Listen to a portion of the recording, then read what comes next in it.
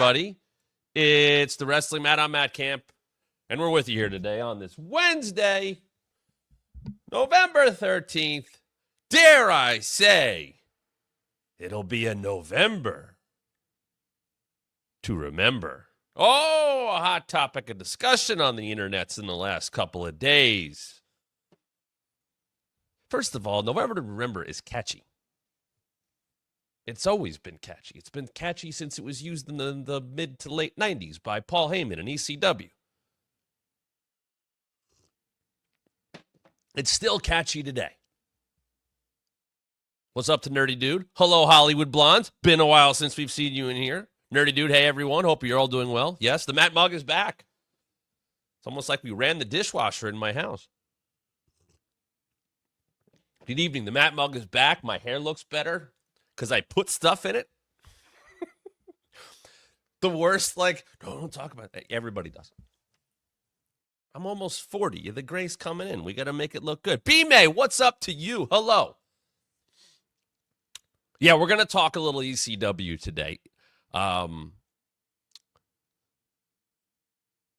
ECW is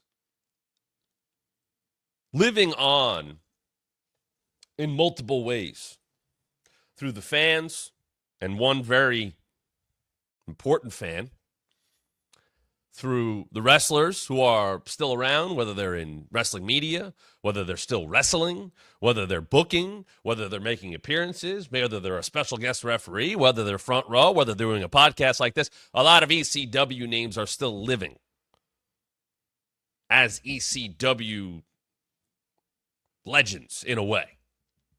How can they celebrate the legacy? And then what about the companies?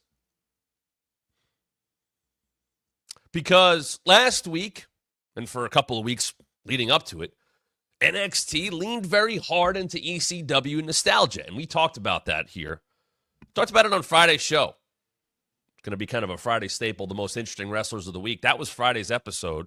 And I, talked a lot about that ECW episode of NXT and it being at the 2300 Arena. And here's Dawn Marie, and here's Bubba, and here's RVD, and here's FBI, and there's Francine, the Queen of Extreme in the front row. And they leaned into that. Now, they leaned into the extreme nature of that, and they had Jada Parker and Lola Vice open the show with a hardcore match. ECW never called them hardcore matches. They were matches. After that first match, on commentary, they make a point say, well, we're going to relax the rules. And that is the nature of ECW. The rules were always relaxed. They didn't do DQs. That was the accepted nature. Some wrestlers would take full advantage of that with a new jack, with a Nintendo, or a trash can, or a staple gun, or a keyboard, or whatever. A bowling ball, and the Dudleys are using tables, and Sabu's using chairs and table, all of that stuff. RVD's get. And that was part of what they did. And then you had the super crazy Tajiri, little Guido Nunzios of the world. Go back to Eddie Guerrero, Dean Malenko, R.I.P. Eddie Guerrero, 19 years ago today.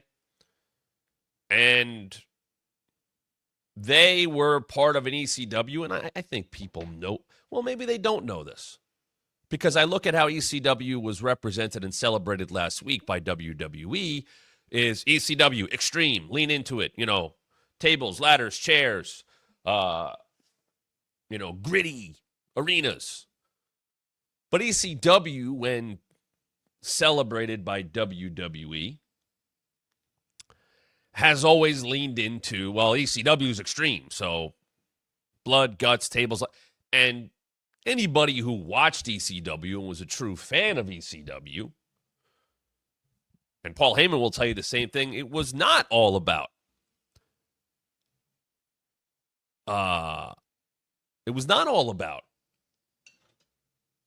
blood and guts and tables and ladders. No, there was some great wrestling. It was the spirit of what ECW was. They ran some unbelievable angles in that company. The return of Sabu to face off with Taz, the return of Sandman, Think about everything they did with Sandman's eye and the caning and how that caning turned Tommy Dreamer into this from a goofy babyface into somebody they respected. You think about, Mick Foley as Cactus Jack cutting some of the best promos of his career. Sure, he could back it up in the ring. But that's where he became a fully formed pro wrestler. Sure, he did some wild stuff in ECW, but, he leaned into the "you sold out" stuff. He ended up leaning into the fans hating him and having intentionally boring matches. There's character work there. RVD and Jerry Lynn captivated the world in a way I would compare to Will Ospreay and Ricochet. Not all the same type of stuff, but the kind of things you go, oh my God, I've never seen that before in a match. The lenience that they probably exhibited was about, the 10 count outside the ring or the 20 count or whatever, or going out to the crowd. But they were still, they captivated me in a way where I go, I've never seen anybody do this before. I've never seen anybody have this kind of match before. Oh my God, their chemistry, these guys should wrestle forever. There is that fight forever. There is that mentality of I'm completely engrossed in what these two guys are doing. And that had nothing to do with weapons or blood or anything else. Sure, blood happened from time to time, but it wasn't about that. Nerdy Dude said, what about Raven? A great example. The story told over and over and over and over again is Tommy Dreamer could never beat Raven. You go back to, what they grew up doing. And it wasn't all pretty and neat and perfect, but you were engaged in it. That had nothing to do with body types or anything like that, or looking like a pro wrestler. Not that they didn't. Both Tommy and Raven, especially during that time, did. They just looked like a different pro wrestler than what you would have seen on WWF television or WCW television. This was not the trunks and a nice haircut and a giant muscular body. No. And believe me, you can't be in terrible shape and do the stuff that Tommy did or Raven did or Bubba did. No. But it wasn't about that first and foremost. It was about the characters. It was about diving in. It was about those promos. It was about being psychological. They didn't cane Tommy Dreamer for the hell of it. That now is a weapon that doesn't mean a damn thing anymore. You hear it, it sounds good, but it doesn't have any real meaning. It's just fodder. It's plunder. And I saw people talking about the fact that, another plunder match. They're done well enough, but they don't stick out. And I agree with that. ECW made something of those uses of weapons and things like that. It became part of people's gimmicks. It furthered storylines. That's what ECW is to me. And when people say, Attitude Era borrowed from it or took from it, yeah, there's definitely elements of that. And it was more mature. They went to places that WCW and WWF weren't going. Some good, some bad. And that shock value television that I think was the result of ECW, that became we talked a lot about Crash TV recently with Bronson Reed. Good God, what's going to happen next? They're going to do some kind of stunt, something ridiculous. In WWF, that's not just about Stone Cold driving a car or anything. I saw the clip the other day. Kai and Val Venus. And that katana going up as Raw goes to black. Does Val Venus now only have one career? Is he only now a pro wrestler because his adult film career may have just ended at the hands of Kai and Tai? Tune in next week to Monday Night Raw. That's Crash TV. That's what resulted from taking from ECW and going up a little bit. Well, now you're doing that on a grander stage with a bigger production and blah, blah, blah, blah, blah. And you get Zambonis. You get monster trucks. You get beer trucks driving the arena. You get Mae Young giving birth to a hand. You get all the DX antics, good and bad. You get the levels of maturity. You get, unfortunately, what turned into the crutch of, we'll use homophobia, we'll use sexism, we'll use racism. That'll just be part of the stories. You look back on that stuff now and you cringe. But I think of the legacy of ECW of opening people's eyes to what wrestling could be and where it was going.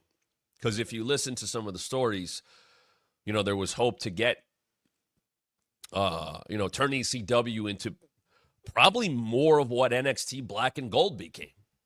In that way, lean into, you can only do tables and ladders and go so far with that. Leaning into what Ring of Honor became, leaning into, a higher caliber of matches in terms of athleticism. Not as much this and chop and punch and putting on higher quality matches in terms of athleticism. Listen, athleticism does not make a high quality match all the time. The Rock versus Hulk Hogan is a pretty basic match, but they played to the crowd in Toronto, and that crowd wanted to be every bit a part of that, and they were. Hulk Hogan and Andre the Giant at WrestleMania 3 is garbage. As a match, it's garbage. It's ugly.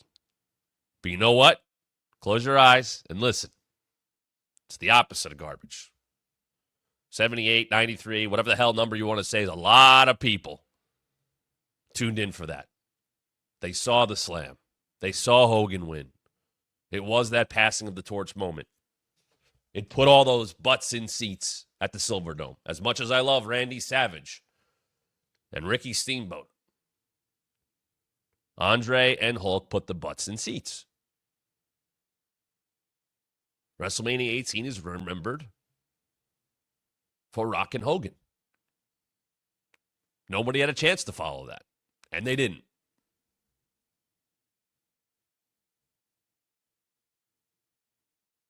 But things evolved. And things will always evolve, but things will also come back around.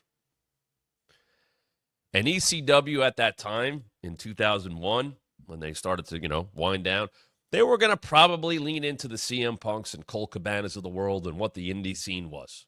And they had some of those names that were, finding their way into the mix. York and Matthews, Jazz. I know I'm missing others, but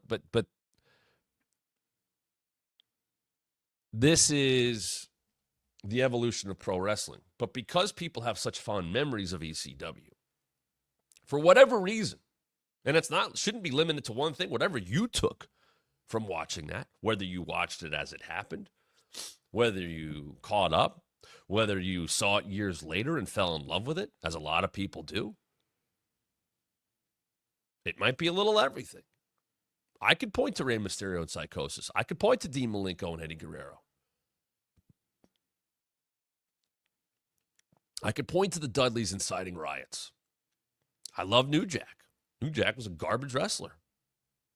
If you just went by how, if you had a normal New Jack match, whatever.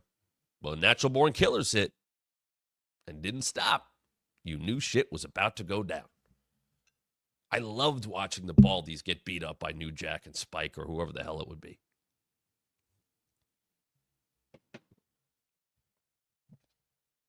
I loved watching RVD be the guy in the company as the television champion. I remember him and Balls Mahoney. I remember RVD, I remember he broke his leg and how big of a deal that was. We never got that Mike Awesome RVD match. Mike Awesome and Masato Tanaka. I'd watch that today. I loved every bit of that stuff. It's a lot of different memories for me. And that legacy gets carried on. And look, who's active that we see often, right? Bubba obviously was on last week. He's on Busted Open. I've done shows with him there. He did a lot behind the scenes. As I think a lot of people talked about, whether it be Taz or Bubba or Devon or Tommy, they were wrestling and doing other things. He carries that legacy in his own way. WWE looked to him last week and said, you know what? Obviously, he's on a Legends deal, I think, as he announced. We'll lean into that.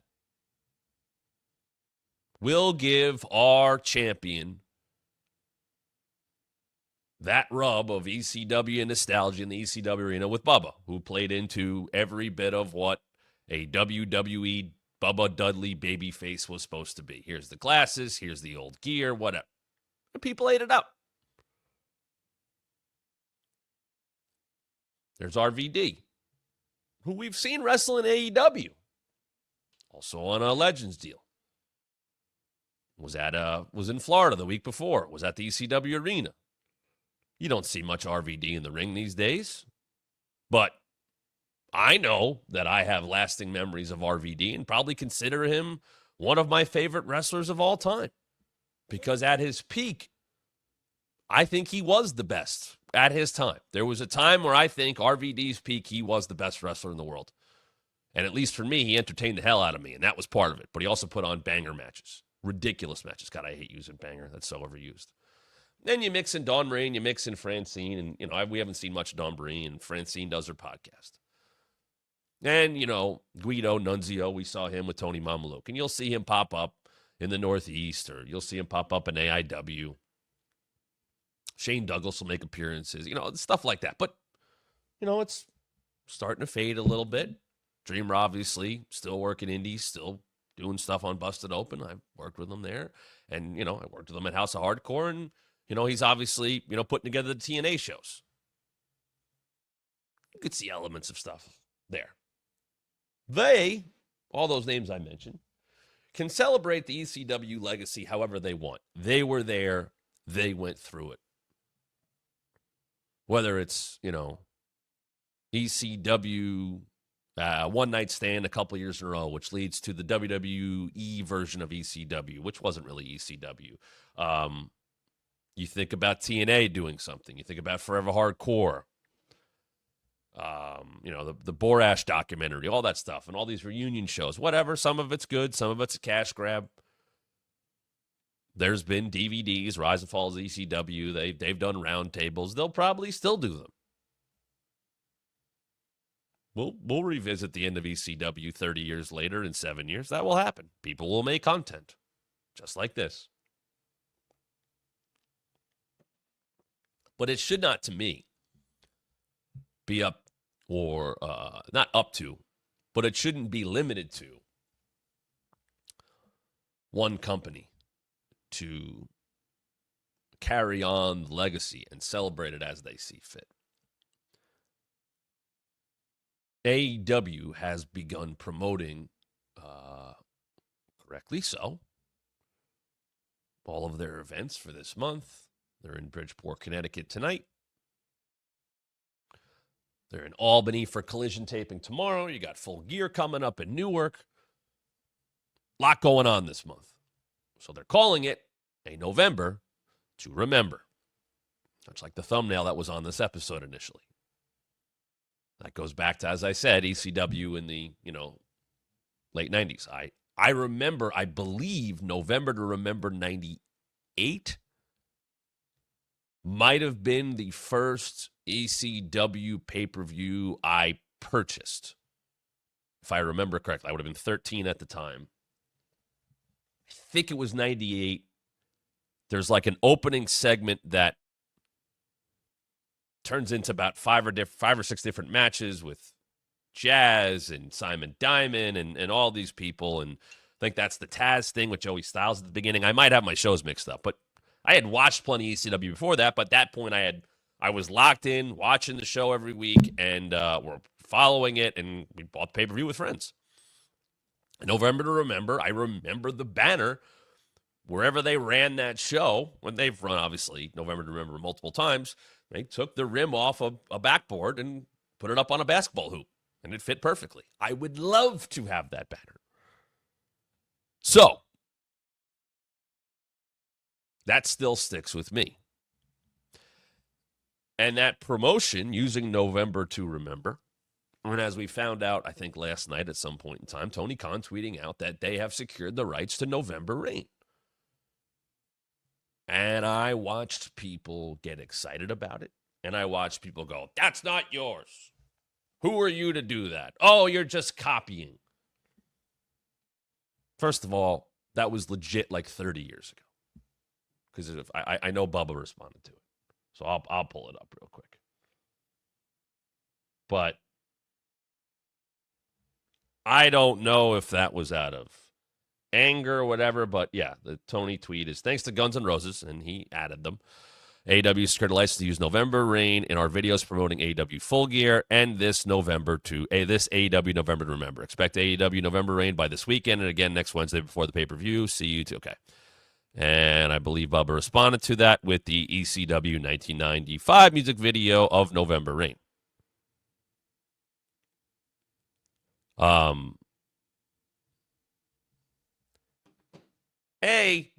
That's just cool. I think the biggest fault of WWE right now is, and surprisingly so, because they don't have a lot of creative production faults.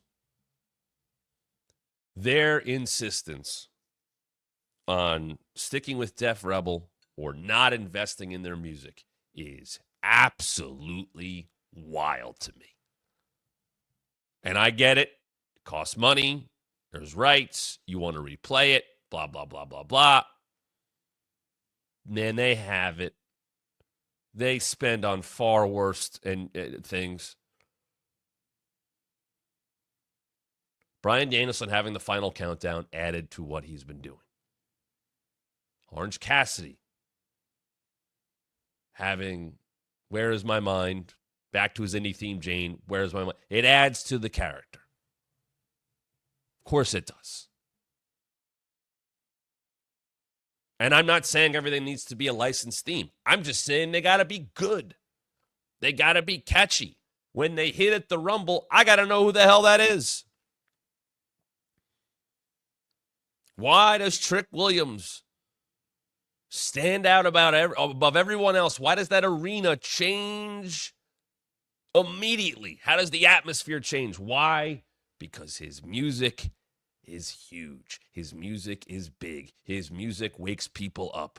You can chant along with it. You know it as soon as you hear it. It might be arguably the best entrance in wrestling right now, with no bells or whistles. And I'm not saying, oh, well, this person did this. I'm saying on a weekly basis, there are not many people who get the reaction that Trick Williams does. Not just when the music hits, but throughout it. It turns into a party. You want to be on that ride. Why? Jey Uso, same exact thing. They got that one right. They got Roman's right. Cody's, he brought with him. And it worked. Of course it works. I remember when I first heard Kingdom by Downstate for Cody. I was like, it's okay.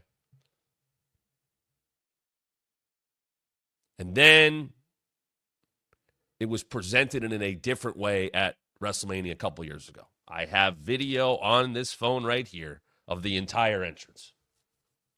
And to hear the boom, boom in a stadium like that, when I'm supposed to be cheering the guy, and now we see what it's become with the whoa, and it's part of the experience. It's why Cody's wrestling on dark matches on SmackDown, on Raw, I should say, or House. You want to get that experience. You want to get the Trick Williams experience. You want to get the Jey Uso experience. You know what you don't want? Whatever Bayley's music is. And Pam deserves a hell of a lot better. And I would even venture to say it's part of the reason that her babyface run hasn't had the level of over and excitement than you would think it would. It peaked at Mania. Might have peaked before that because her music stinks. I heard Stephanie Vaquer's music last night. It's as generic as it can be. AEW will lean into, hey, this is going to enhance the character. Whether it's Mikey Ruckus making music, and he's done some great job. Adam Cole's music is fantastic. Adam Cole's music fits who he is. adds to the character. Okada's has always been that way. You get the coin flip. You could say what you want about that call and response and put words at the beginning, because if it works correctly, it usually hits the right way. If you smell, boom. And they probably, WWE, leaned into that too much for a while where everybody had that. Like Bob Holly, how do you like me now? Some of it didn't work. A lot of it did. Creative, unique music goes a long way. AEW, Tony Khan, that's one thing they've always understood. November to Remember being November Rain being used. And I'll get back to why I think that's a pretty good thing. November Rain, the final countdown. I think Sting got music at one point, right? Megadeth or whatever. Or Metallica, right? Sorry. I should know that. But all that, Moxley using the X version, not Twitter, that's the name of the band, X, of Wild Thing. That felt like a big deal. Many men.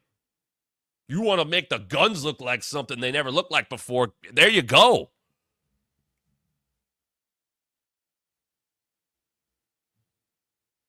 Kenny Omega's had it for special. Think of that Hangman entrance. Hangman's had 3 ridiculously good theme songs. He had his typical babyface one. He had the one they used for the big entrance with Dark Order when he went up, and trying to get that title shot. And then when he's got now, which is that Dark Cowboy theme. Vincent Padula, I believe, is the guy's name who composed those. They all stand out. That entrance with the horse and the different music, kind of that reprise of his theme, made such, that is an all-time moment in AEW. You got guys from Dark Order who were really kind of goofy at that point, all doing this. Nobody ever, went nuts in Dark Order, unfortunately, other than Brody. But no one has reached those heights. But I'll tell you what, the way they were presented, that whole anybody could be a cowboy, and you show all of them with the silhouette there. That all of that was because of the music and the presentation and the entrance. And it made everybody feel big and important.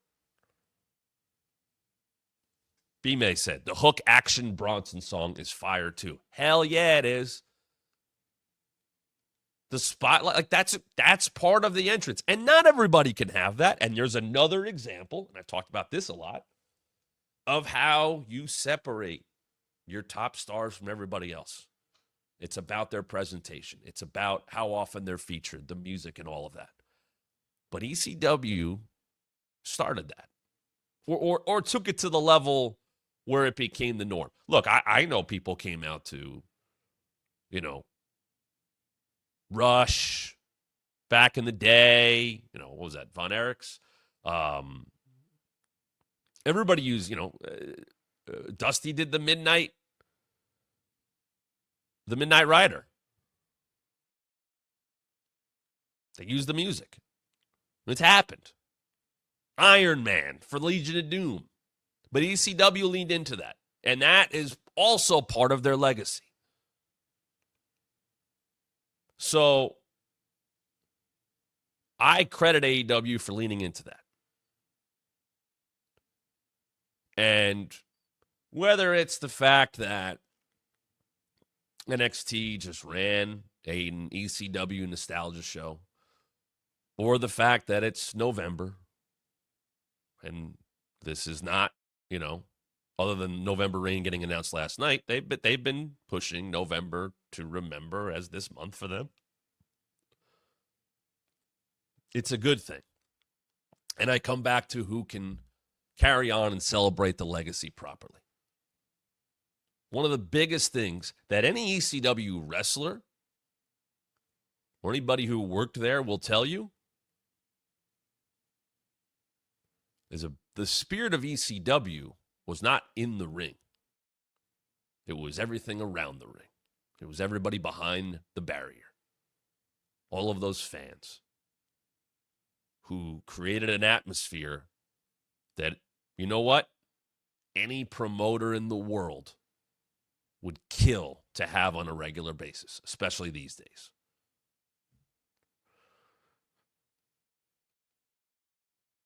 No sitting on your hands. Nobody on their phones. Engaged. Wanting to be part of the show. Maybe to a fault at times. As I saw Nerdy Dude bring up, the chairs getting thrown in the ring.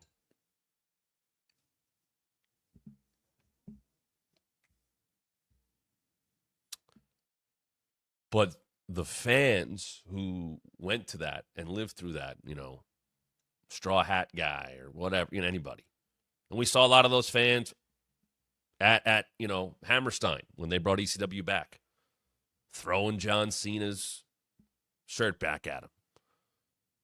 That crowd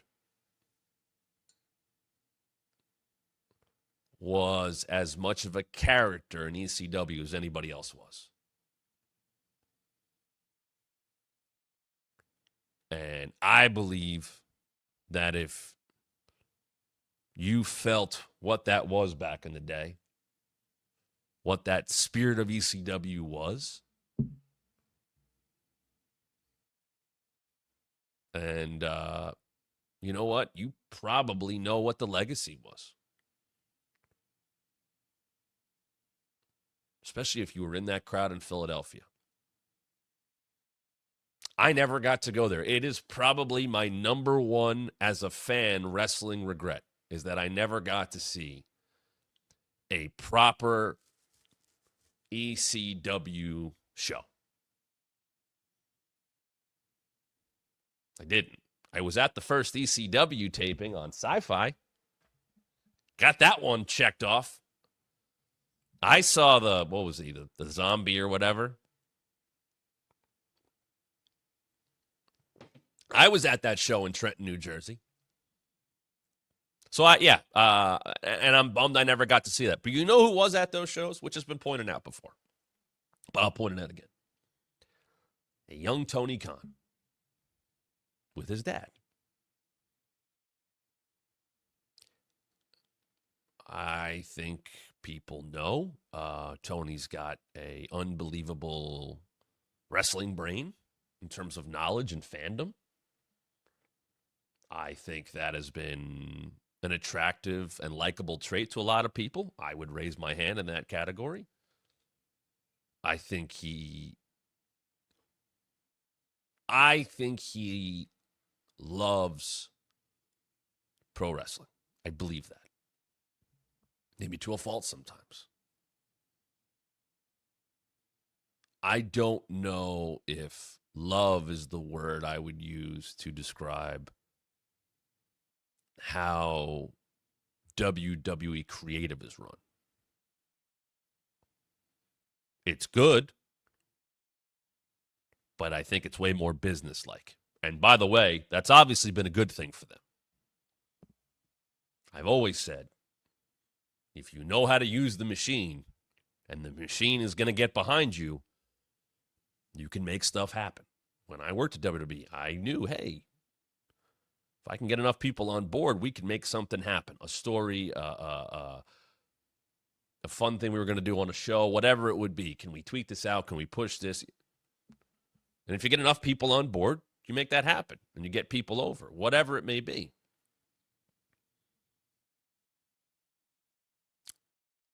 Tony Khan has the machine of money, which he's now making plenty of via AEW. And they are profitable and all that. So put it back into the product.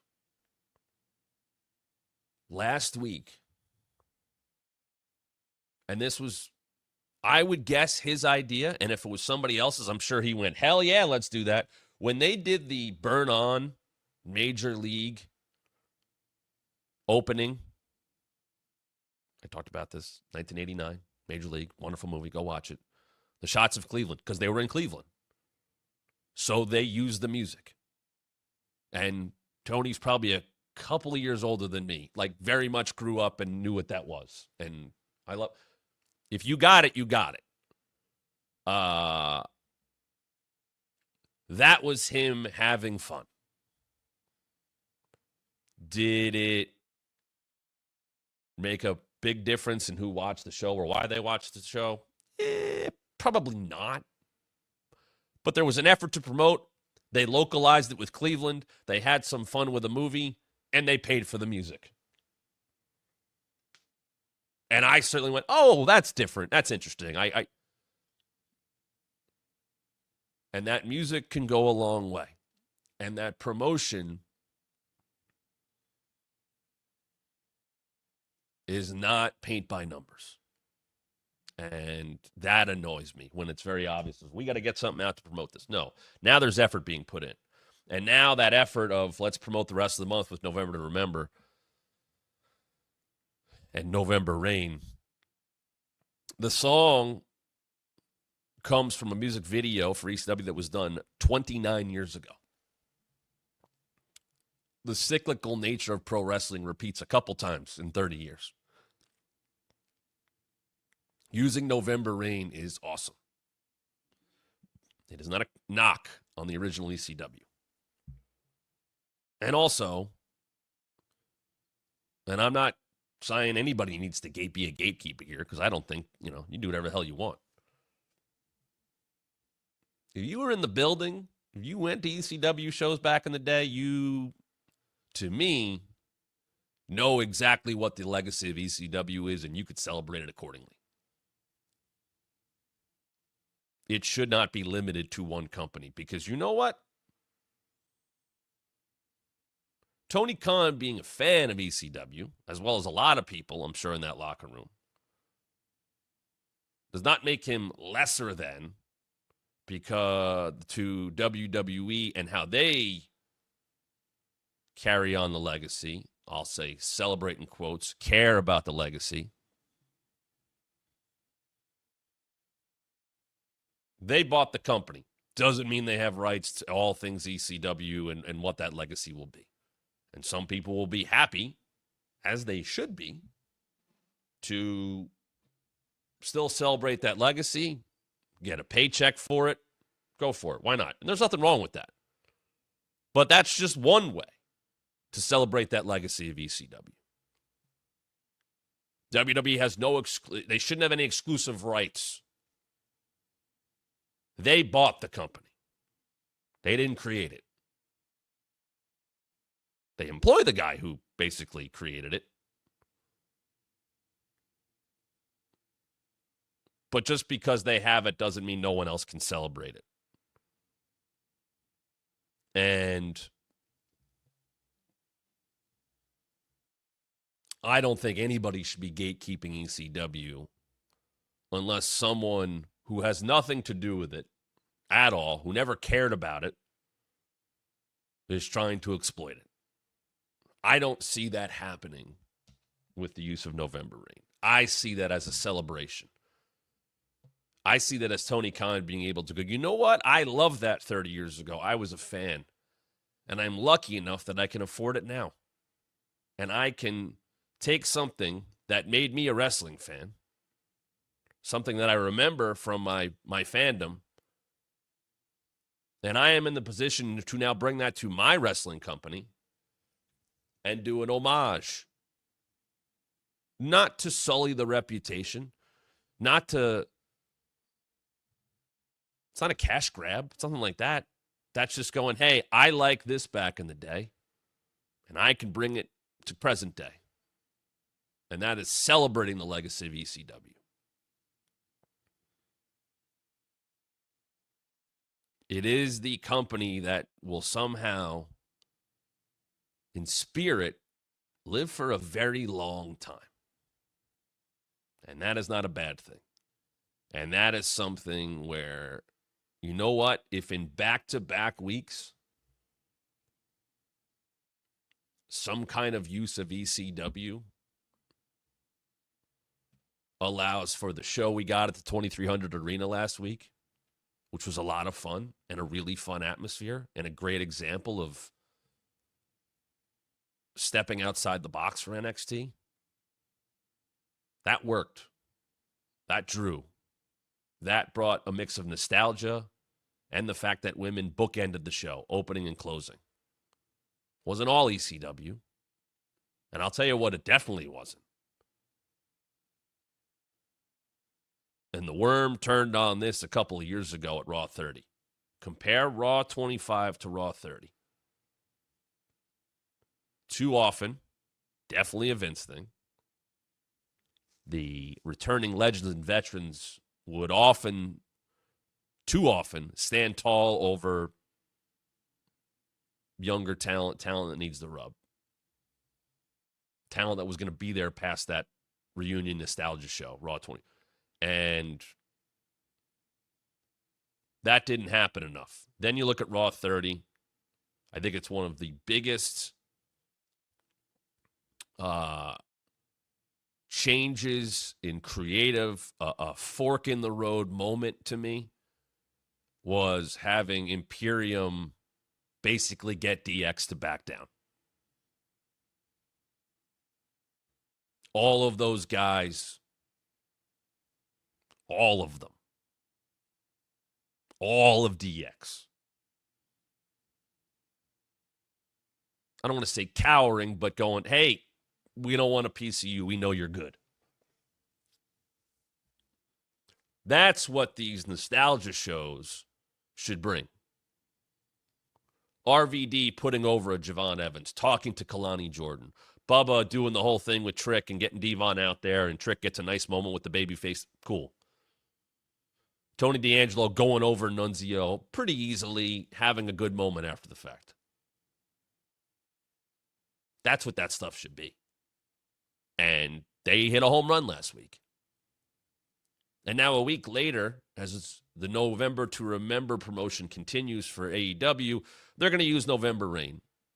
And it's going to connect with people who know that song, who know that music video from 30 years ago. And it's also going to connect with people because it's a damn good song and a great video package, which AEW has supremely upped their game in the last 6 months.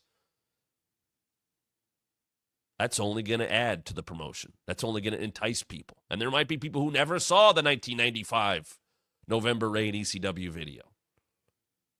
And we'll get to see an AEW version, their own version using that music this weekend. And go, damn, that's good. I want to see more of that. I love that song. Wow, what a music video. You know what? Another win. It's celebrating. It's using the spirit of something that people loved to take things forward in present day. Everybody borrows in wrestling. Wrestling becomes cyclical. Stuff comes back around. There's stuff that I see from matches in the 90s. I go, why aren't people, and I'll say it, stealing this? Nobody's done this in a while. Bring it back.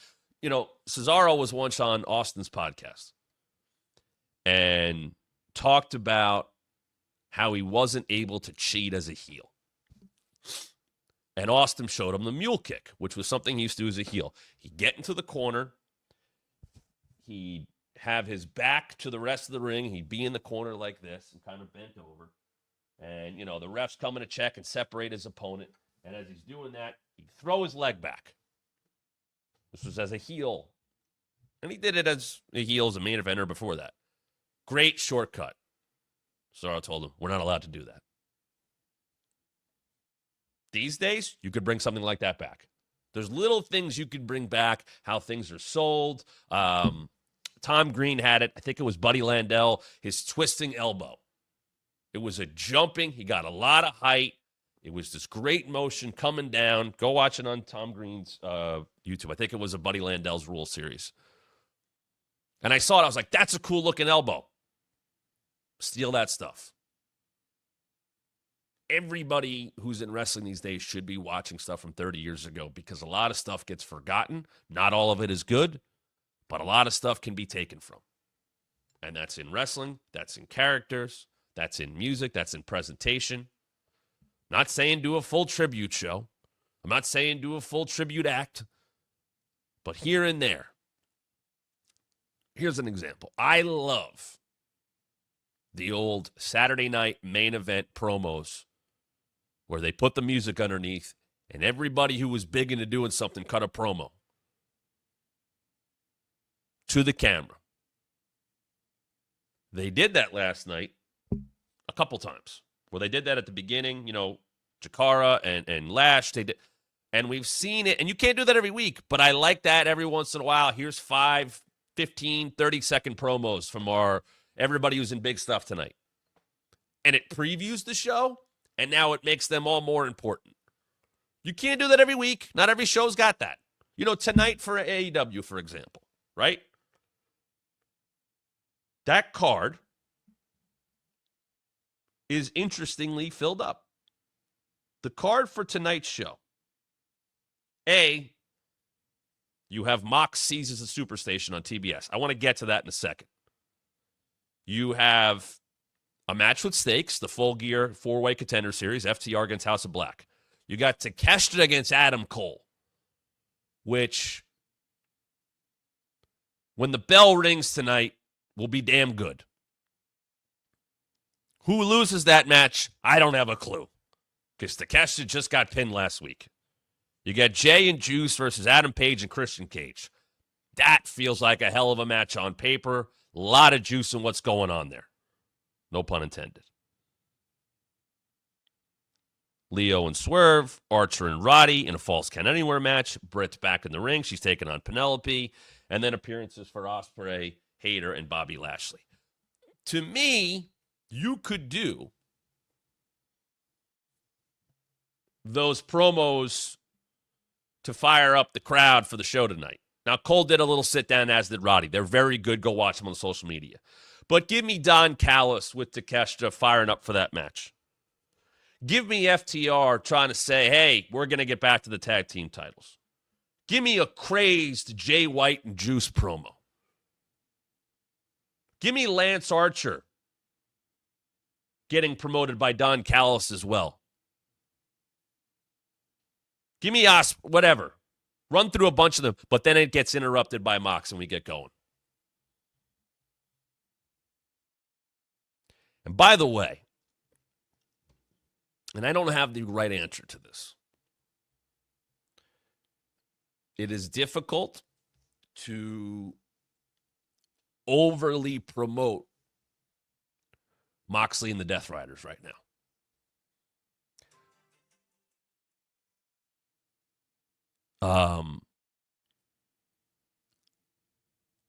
Right now,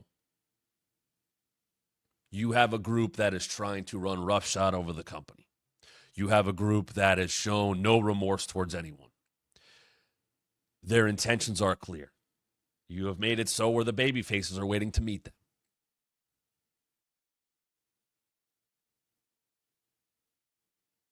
They've taken the championship and put it in a briefcase. We don't even see the thing anymore.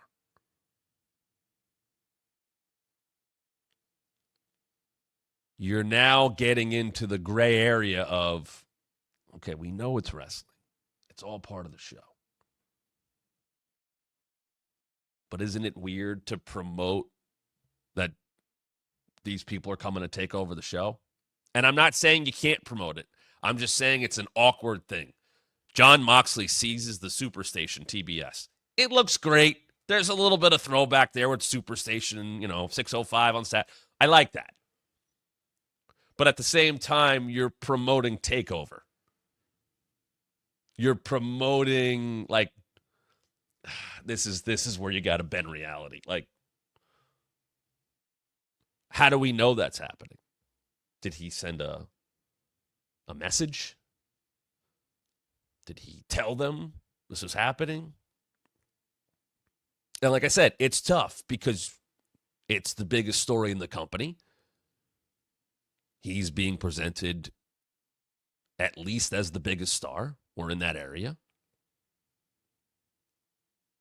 You want to let people know he's going to be there. But it's not easy to promote a takeover. It's not easy to promote someone who's against the company. But yet you still want people to know. Now, I think on Dynamite, it's a given. It's the A show. When Moxley was promoted for Collision a couple of weeks ago, that honestly made me go, I gotta make sure I'm seeing that as it happens. because it adds importance to Collision. Collision just doesn't get the consistent importance that Dynamite does.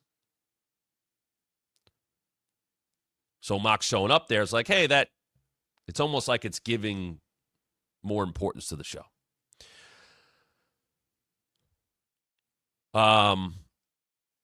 But anyway, just to kind of wrap it up with the ECW thing, because that kind of went all over the place. I know that. But I'm happy that good parts or parts that make people happy for different reasons of ECW can live on, and not in a way that's hopefully not hit over the head too often. You can't do this all the time.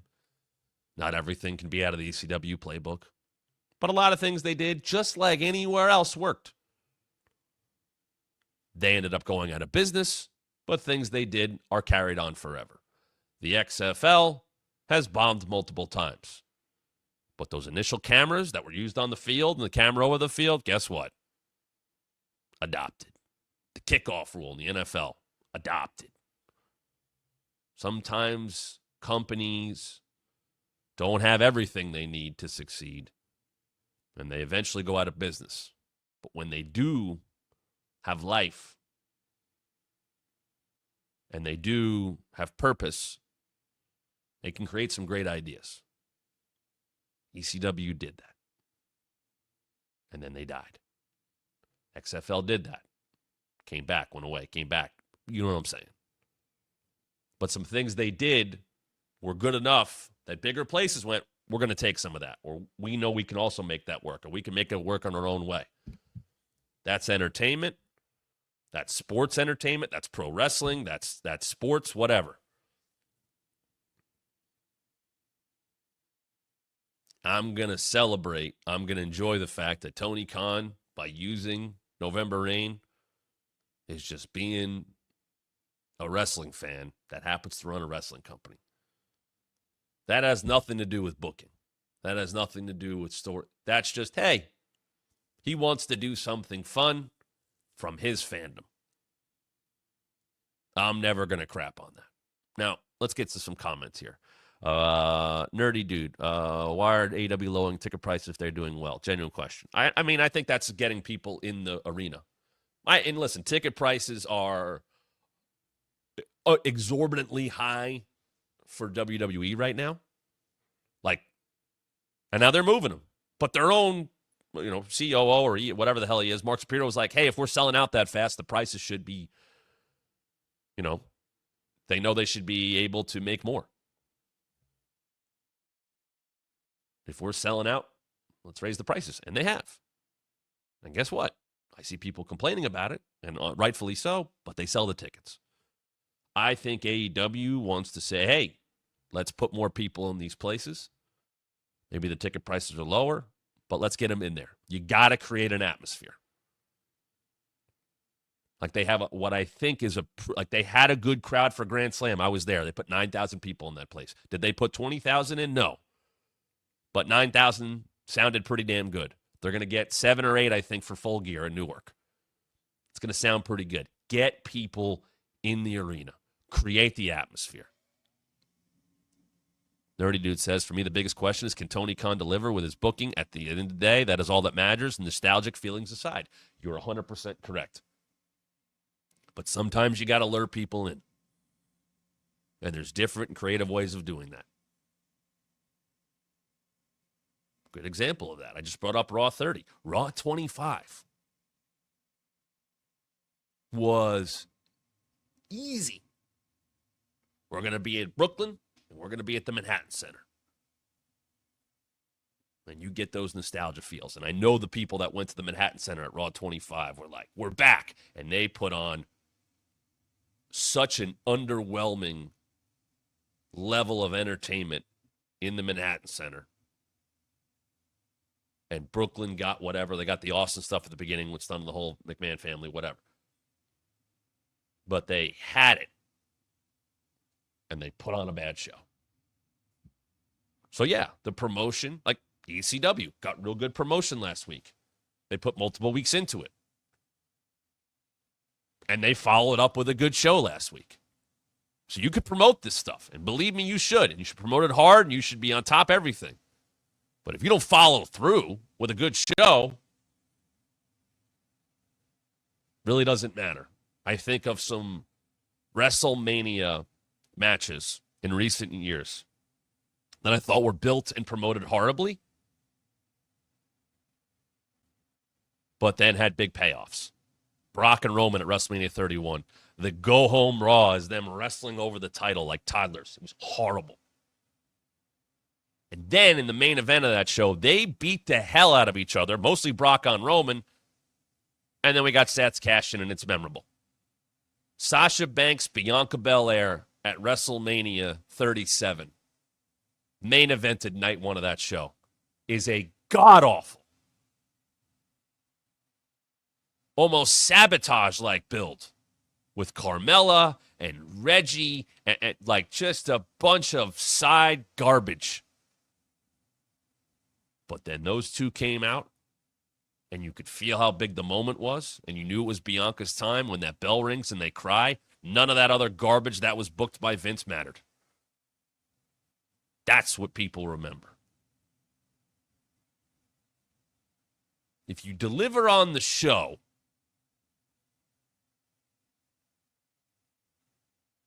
you're usually okay. But if you promote and then don't deliver, you let people down in a big way.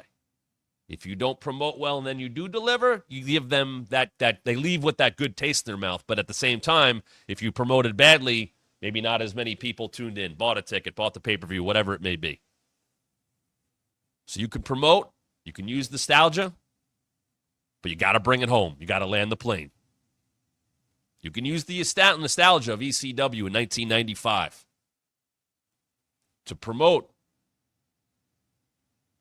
Will Ospreay, Kyle Fletcher, Adam Cole, MJF, Moxley and Orange Cassidy, Mercedes and Krista, any of that stuff.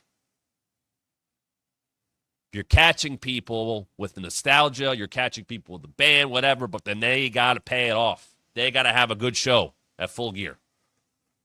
So it's all connected. I didn't have a hell of a lot off NXT last night. Interestingly enough, the threat of Chase U ending is now out there. I have talked about the fact that I don't think that gimmick has a high ceiling. I don't think it's a main roster gimmick. And they're putting it on the line next week. And it seems like they're trying to heap a bunch of heat on Ridge Holland. A bunch. And they're going to try and do that next week because I think he'll beat Andre Chase. And I think Chase U will end. I don't know where that leaves them. But it's to put heat on Ridge. And maybe it's the realization that, hey, if we think we have something in Andre or Thea or Riley Osborne or Duke Hudson, maybe we got to look at other ways to elevate them so they're ready for Raw SmackDown down the road. And you know what? If you're doing that and you're going to break them up, well, don't break them up for no reason. Just like if you're going to cut your hair, put it up on a match. If you're going to change your look, try to work that into a story. NXT is going to use that to put some heat on Ridge Holland, which is a good thing. Nerdy Dude says, I would like to know your thoughts about Lash legend Jakara Jackson versus Julian Stephanie Vaquer. Right team goes over. Lash and Jakara seem to be losing a lot, but you know what I am noticing? I'll take this from an analyst standpoint, not a fan standpoint. They're working. They're not out of NXT. They worked Crown Jewel. They've been popping up on Raw or SmackDown. You can see why the company likes them. I can see why people are interested in them. From their promos to their look to whatever, they got to work. They're working. Just like Trick's got to work more. And then when you get in there with Julia and Stephanie Vaquer, who have far more experience in far more places, it's going to help them. And Jakara and Lash can absolutely afford to lose these matches. This is the time to beat a team like that you believe in as potential stars within the company. Because look who they're losing to. They've been mixing it up with Io and Kyrie and Jade and beyond. Everybody that's bigger than them that are still prominent members of the roster and being pushed accordingly. It doesn't hurt Jakar and Lash to lose these matches. It only helps them to be rubbing elbows and getting in-ring experience with people that are a lot better than them. And eventually, they will go on a win. You know, they'll get going. They'll get better. They'll be pushed accordingly. They're getting pushed right now. And here's a good example. They're getting pushed right now. They're not winning. They don't have championships. But I've seen a hell of a lot more of Jakara Jackson and Lash Legend in the last couple of weeks, than I've seen of the majority of the NXT talent.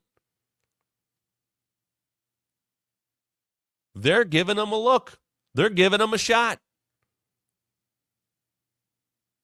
And to their credit, well, I don't think anybody takes them super seriously as contenders, or they're looked upon as these already established stars. They do a pretty damn good job bouncing back. They're able to kind of reestablish who they are after losses. They get that swagger back. They get that attitude back. You hear it in promos. They're getting better in the ring. They're not there yet, but they're getting better. Nerdy Dude says, what happened to Oro Mensah and Noam Dar? Are they just not booked or something like that? I don't know about Oro. I think he's kind of odd man out because Noam was hurt, although he posted yesterday of him like boxing or something like that, and he cut his hair. So, you know, he might be on his way back. I don't know if they're going to make Metaphor a full thing on the main roster. Maybe Noam coming back will, you know, bring that all together. We will see. But it really does feel like if you believe that Raw is going to go back to 3 hours, SmackDown might go to 3 hours, I think we're going to see a decent amount of NXT names come up in the next 6 months. And I think a lot of them are going to be female because that's who's ready. And if you watch that show, just the promotion alone last night, I was like, oh, cool. This is all women's stuff. And it's not out of the norm.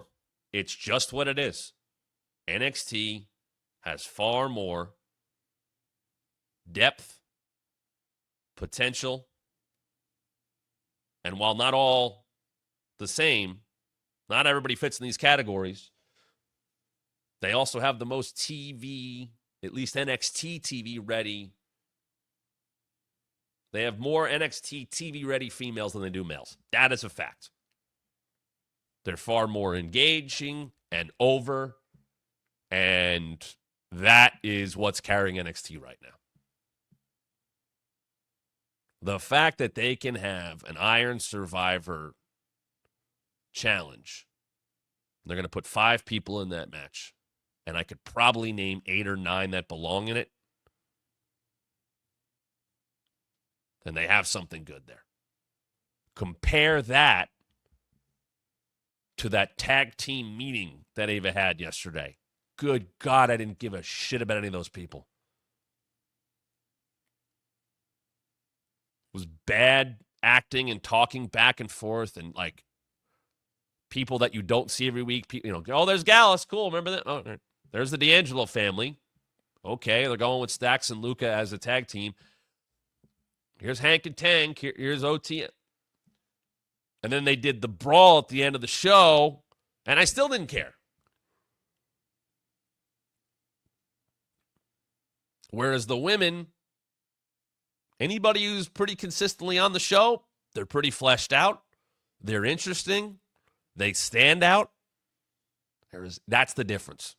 That's what it comes down to. There are nowhere near the amount of standout wrestlers, male wrestlers in NXT as there are female wrestlers. Nowhere close. What did I say yesterday? The NXT men's roster, and I think I forgot Javon Evans. Standout people. Javon Evans, Trick Williams, Ethan Page,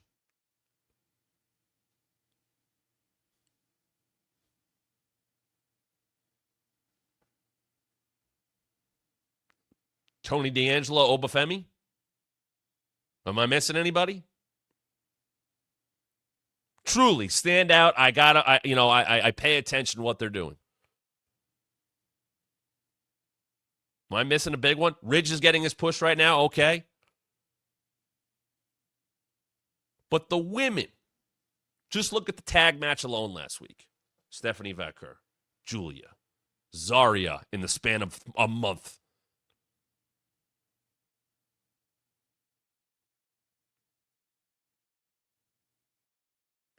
Obviously, Jordan Grace has made her appearances, and Kalani Jordan, who we've seen commentary, backstage, in the ring, you name it. The other side, Fallon's taking a big step forward. JC's a standard. Super, not standing out in the same way. Roxanne, while I still think she has a little ways to go, still stands out over most of the men.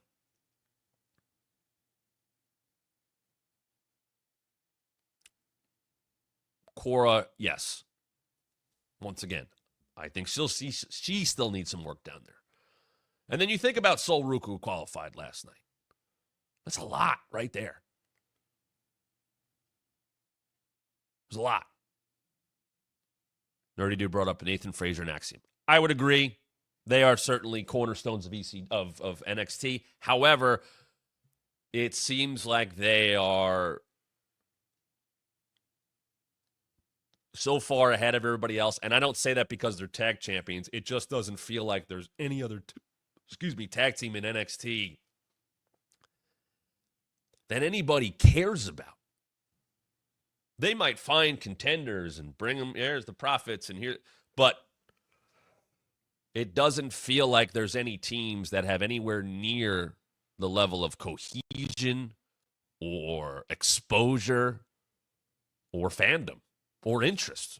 I don't think it exists. I watched that promo last night. I watched that whole roundtable thing, and I was like, this is horribly acted.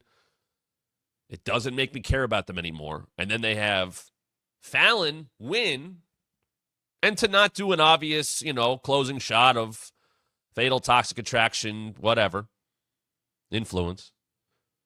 They have OTM get on the headsets, which was, I mean, I've seen the move before, but it really, I was like, what the hell are they talking about? And it was just, we're going to win the tag. And then here comes the family, and they have this big brawl, and I'm going like, ooh, this just seems like a brawl to create interest in people that I don't have a lot of interest in. And it was just kind of a brawl. Like nothing really stood out about it. It wasn't interesting. It kind of felt sloppy. Not that all brawls should look pretty, but it didn't, I didn't go, oh man, I can't wait to see what happens in the tag division next week. Because it goes back to characters. Not really invested in most of those people. And the only two people that are getting regular television time that were in that were Luca and Stacks, and they're backing up Tony, really. And I'm happy they're getting their own thing.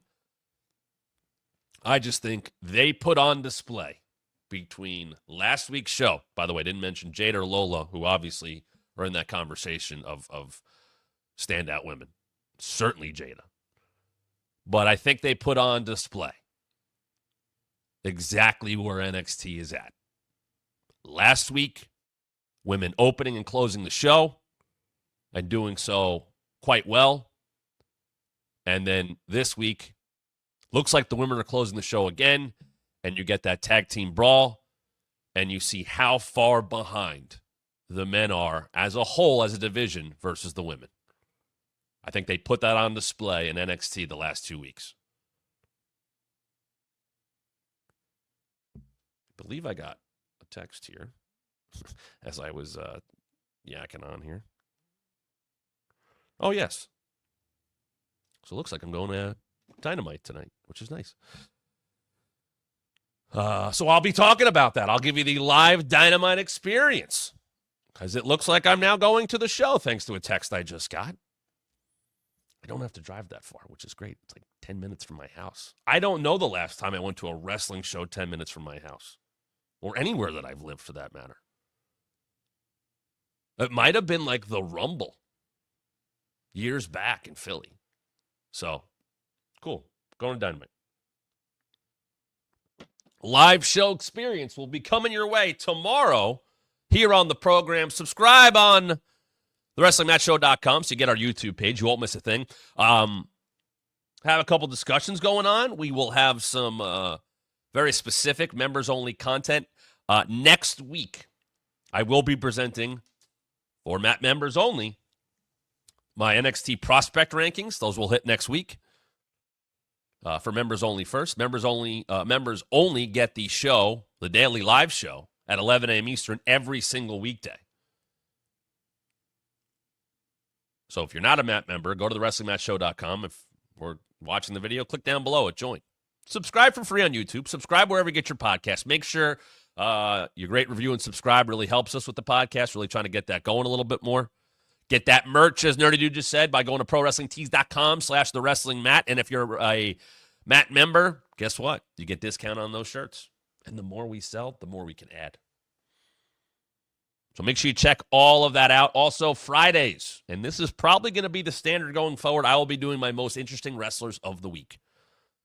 Don't know if it's in full-on like 5-through-1 countdown or just the people that I think have stood out to me.